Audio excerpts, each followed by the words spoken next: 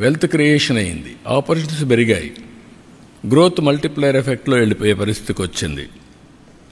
అదే సమయంలో right leader, right time and continuation, it made all the difference. మీరు ఇక్కడ చూస్తే గుజరాత్ 15 సార్లు అందరికంటే హైయెస్ట్ పెరిగింది. ఈరోజు $4,500 వెళ్ళిపోయారు వాళ్ళు. వై?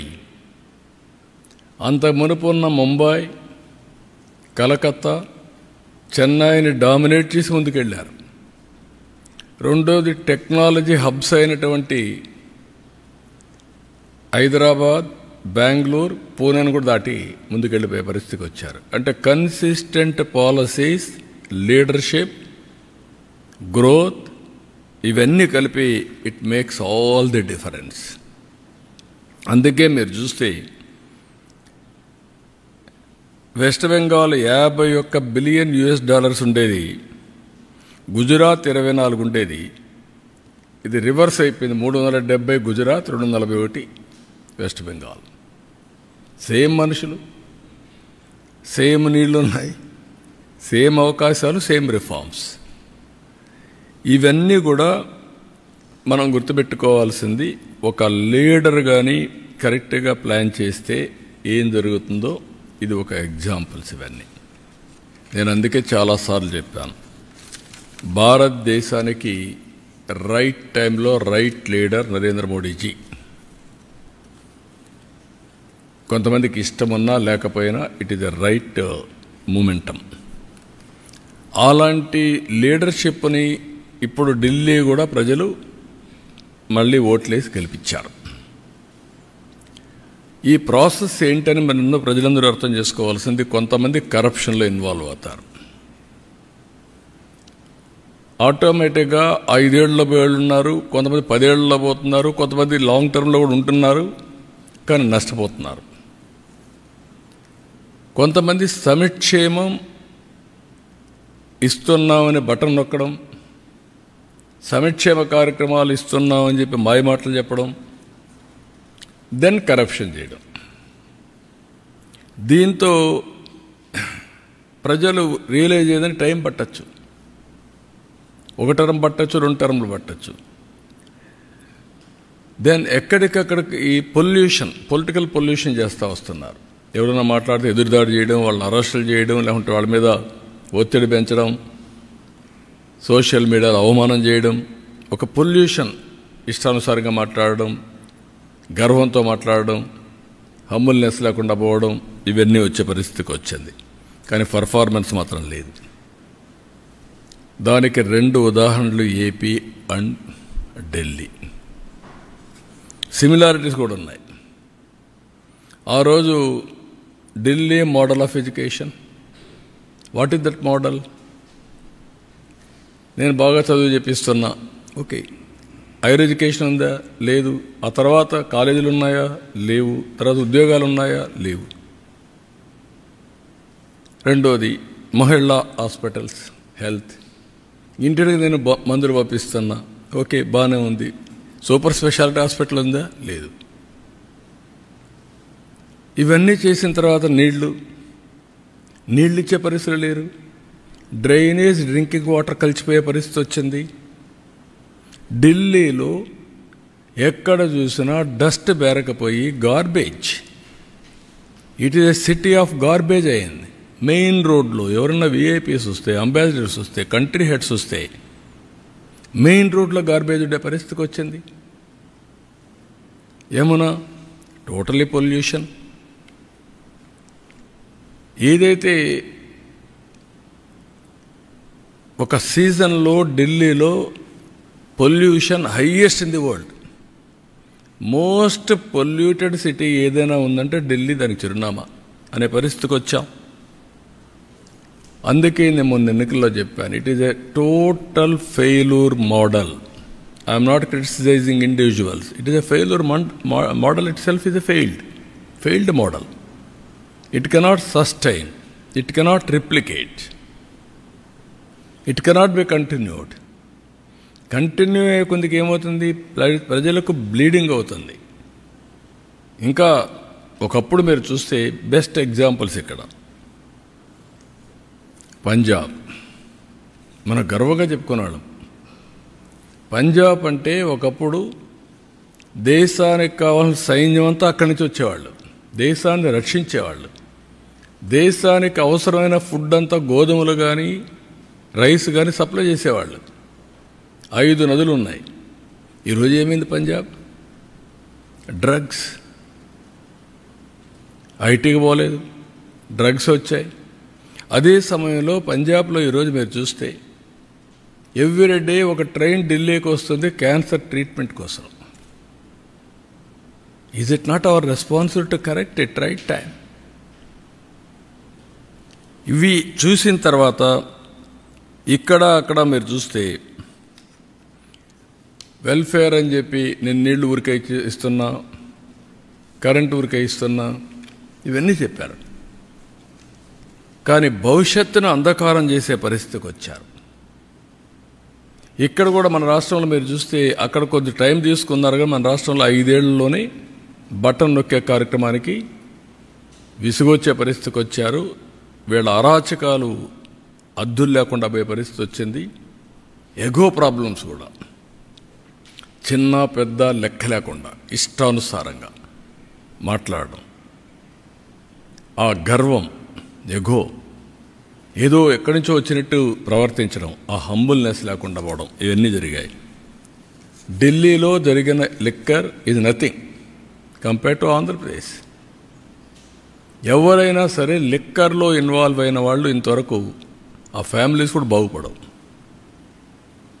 అంటే అది పాపిస్ట్ డబ్బులు. రెండోది, పేదవాళ్ళ ఆరోగ్యాన్ని సర్వనాశనం చేసి మీరు ఎంజాయ్ చేయడానికి ఎవరిచ్చారు మీకు అధికారం? రూలర్స్కి. మామూలుగానే లిక్కర్ అనేది నేనున్నప్పుడే ఈఎన్ఏ ఎక్స్ట్రా న్యూట్రల్ ఆల్కహాల్ తయారు చేశాను 2 times న్యూట్రలైజ్ చేయడానికి. ఎందుకు? అందులో ఉండే ఇంప్యూరిటీస్ అన్నీ పోవాలి, కొంతవరకు అనేది అవుతుందని. ఇప్పుడు మీరేం చేశారు? రా లిక్కర్ ఇచ్చే పరిస్థితికి వచ్చారు. టోటల్గా ఆ లిక్కర్ తాగితే ఏమవుతుందో తెలియకుండా కిడ్నీస్ ఫెయిల్ కావడం, చాలా సమస్యలు వచ్చాయి. సిస్టాన్ని మొత్తం సర్వనాశనం చేశారు. డిస్టిలరీస్ లాగేసుకొని డిస్ట్రిబ్యూషన్ అంతా వెళ్ళే చేసి సెకండ్స్ అమ్మి ఆడి నుంచి ఎక్కడ చూసినా ఆన్లైన్ పేమెంట్స్ లేకుండా చేసే పరిస్థితికి వచ్చారు. ఇక్కడ మొన్న చూశారు మీరు ఋషికొండ దేవతలు అక్కడ ఇది చేశారు, మెడిటేషన్ చేసి అక్కడంతా నివసించిన ప్రదేశం మనం చెప్పుకుంటే ఆ ప్రదేశంలో పోయి ప్యాలెస్ కట్టుకోవాలని, ప్యాలెస్ కట్టి నేను బ్రహ్మాండమైన ప్యాలెస్లు కట్టానని చెప్పుకునే పరిస్థితికి వచ్చారు. అక్కడ కూడా ఢిల్లీలో శేష్ మహల్ ఇదే మరిగా పెద్ద లగ్జూరియస్ ప్యాలెస్ కట్టారు. అక్కడ ప్యాలెస్ లేకపోలేదు, ఇక్కడ ప్యాలెస్ లేకపోలేదు. This is where public are very intelligent. ఇక్కడ మాట్లాడితే ఇప్పుడు కూడా మాట్లాడుతున్నారు. 10 లక్షల కోట్ల రూపాయలు అప్పులు చేసి మేమేదో ఇచ్చాం మీరు ఇవ్వలేదు అనే మాట్లాడే పరిస్థితికి వచ్చారు. ఎంఆర్ఓ ఆఫీసులు తాకట్టు పెట్టి లిక్కర్ని 25 ఏళ్ళు తాకట్టు పెట్టి డబ్బులు తీసుకొచ్చి ఇచ్చి మళ్ళా మీరు అవన్నీ మాట్లాడుతుంటే ప్రజలకు గుర్తుండవనుకుంటే ఇది చాలా పొరపాటిది. అందుకే ఇక్కడ కూడా బటన్ నొక్కే కార్యక్రమం సక్సెస్ కాలేదు. ఢిల్లీలో కూడా ఏవైతే ఫెయిల్డ్ మోడల్స్ ఉన్నాయో ఆ మోడల్స్ కూడా ప్రజలు ఆమోదయోగ్యం చెప్పలేదు. 27 yearsకి ఆ ప్రభుత్వాన్ని పంపించి చేసే పరిస్థితికి వచ్చారు. కానీ బాధ ఏంటంటే నేను ముందు ఒక డేటా మీకు చూపించాను. ఈ డేటా ప్రకారం ఏం జరిగింది అని చూస్తే యాస్పిరేషన్స్ ఆఫ్ పీపుల్ టోటల్గా ఆవిరైపోయినాయి. కోరుకున్నారు మాకు సంక్షేమం కావాలి, అభివృద్ధి కావాలి, ఉద్యోగాలు కావాలి అని కోరుకున్నారు. ఓటేసిన పాపానికి వీళ్ళు కాటేసే పరిస్థితికి వచ్చారు. వాళ్ళ భవిష్యత్తునే కాటేసే పరిస్థితికి వచ్చారు. ఇప్పుడు దాంతో ఏమైంది? ఈరోజు వీళ్ళందరి భవిష్యత్తు చూస్తే వాల్యూ ఆఫ్ టైం నిన్న రాదు, 1 సంవత్సరం టైం పోయినాక రాదు. విలువైన కాలాన్ని పోగొట్టుకున్నాం. దాన్ని రికవర్ చేయాలంటే ఇంకా చాలా సమయం పడుతుంది. విధ్వంసం చేయడం చాలా సులభం, దాన్ని నిర్మాణాత్మకంగా పనిచేయడం చాలా కష్టం. ప్రతి ఒక్కరూ మాట్లాడుతూ ఉంటారు, ఇవన్నీ ఎక్కడ అవుతాయి, మాకెందుకు ఇవన్నీ వస్తాయి. అలాంటివన్నీ చేసి మొత్తం ప్రజల అవకాశాలని పూర్తిగా సర్వనాశనం చేసే పరిస్థితికి వచ్చారు. నేను అందుకే మొన్న కూడా చెప్పా, సంపద సృష్టించలేని వ్యక్తులు, ప్రభుత్వానికి ఆదాయం పెంచలేని వ్యక్తులు సంక్షేమ కార్యక్రమాలతో, బటన్ నొక్కే కార్యక్రమంతో డిస్ట్రిబ్యూషన్ చేయడానికి వీళ్ళకి అధికారం లేదు. అది సస్టైనబుల్ మోడల్ కాదు. నేను చాలా ఫర్మ్గా చెప్తున్నా. You create wealth, you concentrate development, you spend money on welfare and empowerment. కంటిన్యూగా చేయండి. వాళ్ళ పర్ క్యాపిటా ఇన్కమ్ పెంచండి, వాళ్ళ జీవన ప్రమాణాలు పెంచండి. ఆ మోడలే సస్టైన్ అవుతుంది. అయితే ఓసారి ఇండియన్ డెమోక్రసీలో ప్రజలు చాలా ఇంటెలిజెంట్. భారతదేశం యొక్క విశిష్టత మనం చూస్తే ప్రతి ఒక్కడికి ఒకే ఓటు ఉంటుంది. ఓటు వేసినాక 5 ఏళ్ళు భరించాల్సి వస్తుంది.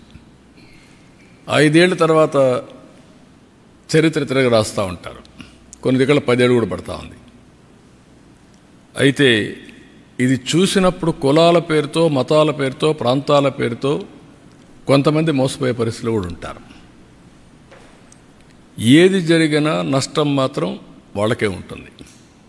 అందుకే నేను చూశాను, ఈరోజు చెప్పింది కామన్ సెన్స్ అయితే మాత్రం భారతదేశంలో ఓటర్కి అబండెంట్ కామన్ సెన్స్ ఉంది. మంచి అని చెప్పే మనస్తత్వం ఉంటుంది. ఒక్కోసారి మోసపోయినప్పుడు మళ్ళీ దానికి అవకాశం కోసం సెర్చ్ చేసే పరిస్థితికి వస్తారు. అదే ఢిల్లీలో జరిగింది, అదే ఆంధ్రప్రదేశ్లో జరిగింది. ఈ మిస్లీడింగ్ వల్ల చాలా కాస్ట్ అవుతుంది. ఒకసారి ఇదైపోయిన తర్వాత మళ్ళీ దాని నుంచి తప్పించుకోవాలంటే చాలా సమయం పడుతుంది. వీళ్ళు ఎప్పటికప్పుడు ఎలాంటి విష ప్రచారాలు అంటారా, లేకుంటే పొలిటికల్ పొల్యూషన్ అంటారా, ఏదన్నా కానీ ఇది చాలా డేంజర్ ఫర్ ది నేషన్. సమాజానికే పెద్ద ప్రమాదం. అందుకే 35 సంవత్సరాలు, 30 ఏళ్ళు ఆల్ డేటా ఈజ్ అవైలబుల్. ఎప్పుడు ఎవరు పరిపాలించారో కూడా అవైలబుల్, బ్లాక్ అండ్ వైట్. ఇది డిబేట్ జరగాల్సిన అవసరం ఉంది దేశాల్లో. ఎవరి పాలసీలు ఏం తీసుకొచ్చాం, ఆ పాలసీల వల్ల ప్రజల జీవితాల్లో ఏ విధంగా ప్రభావితం చేశాయి, దీనివల్ల సస్టైనబిలిటీ వచ్చిందా, డిట్రియేషన్ వచ్చిందా, డిస్ట్రక్షన్ జరిగిందా, వాళ్ళ జీవితాలు సర్వనాశనమైనాయా, అవకాశాలు పోగొట్టుకున్నది కూడా చర్చ జరగాల్సిన అవసరం ఉంది. ఆ చర్చ ఈ 30 ఏళ్ళుగా జరిగితే ఈచ్ పొలిటికల్ పార్టీ కాంట్రిబ్యూషన్ వాళ్ళ స్టేక్ హోల్డర్స్కి, నా కాంట్రిబ్యూషన్ ఏంటి ఆంధ్రప్రదేశ్కి, లేకుంటే ఇంకొక ఆయన వచ్చిన 5 ఏళ్ళు ఆయన కాంట్రిబ్యూషన్ ఏంటి, ఇంకొక ఆయన 10 ఏళ్ళు ఉంటే ఆయన కాంట్రిబ్యూషన్ ఏంటి, ఏం జరిగింది, ఇవన్నీ చర్చ జరగాల్సిన అవసరం ఉంది. ఒక బాధ్యత కలిగినటువంటి రాజకీయ పార్టీలుగా బాధ్యతతో ప్రవర్తించే మనందరం ఎలక్షన్ మేనిఫెస్టోలో చెప్పాం కాబట్టి రాష్ట్రాన్ని ఏం చేసినా పర్వాలేదు, నేను గెలిస్తే చాలు అనే, నేను ఎన్నిసార్లు మోసం చేస్తాను, అబద్ధాలు చెప్తాను, ఫేక్ న్యూస్ ఇస్తాను, ఇష్టానుసారంగా మాట్లాడతానంటే అది కరెక్ట్ కాదు. అందుకే ప్రజల్లో కూడా ఒక చైతన్యం రావాలని మనస్ఫూర్తిగా కోరుకుంటున్నాం. మీరు వేసేసిన తర్వాత బాధపడడం కాదు. నేను క్లియర్గా 5 సార్లు గుజరాత్లో గెలిచారు, 5వ గవర్నమెంట్, 15 times గ్రోత్ రేట్, 15 రెట్లు పెరిగింది. మీ కళ్ళ ముందర కనబడుస్తూ ఉంది ఇది. అదే 2024లో కూడా నేను గెలిచుంటే 12 సార్లు కాదు, గుజరాత్ సమానంగానూ ముందో 2 ఉండేవాళ్ళు. That is where I want to emphasize to the people. You go through data. గాల్లో విమర్శించడం కాదు. ఏం జరిగింది ఆ పీరియడ్లో, ఆ జరిగిన తర్వాత ఏ విధంగా మీకు లాభం వచ్చింది, తర్వాత ఏ విధంగా నష్టం వస్తుంది అనేది మీలో తెలివితేటలతో ఆలోచించాలి ప్రతి ఒక్కరు. Apply your brains, discuss. Common మ్యాన్కి కూడా మనం ఎడ్యుకేట్ చేయాల్సిన బాధ్యత మీకు ఉంది, మాకు ఉంది. అందుకే నేను చెప్పాను మీడియాకు కూడా, మీరు కూడా అనలిటికల్గా వెళ్ళండి. ఒక చరిత్రలో ఒకప్పుడు తీసుకున్న నిర్ణయాల ప్రభావం ఇప్పుడు ఎట్లుంది, ఈరోజు తీసుకునే నిర్ణయాల వల్ల రేపు భవిష్యత్తులో ఏముంటుంది. ఈరోజు నరేంద్ర మోడీ గారు విజన్ 2047 వికసిత్ భారత్ తీసుకున్నారు. నేను వికసిత్ భారత్కు అనుసంధానం చేసుకుంటూ స్వర్ణ ఆంధ్రప్రదేశ్ తీసుకున్నా. నేను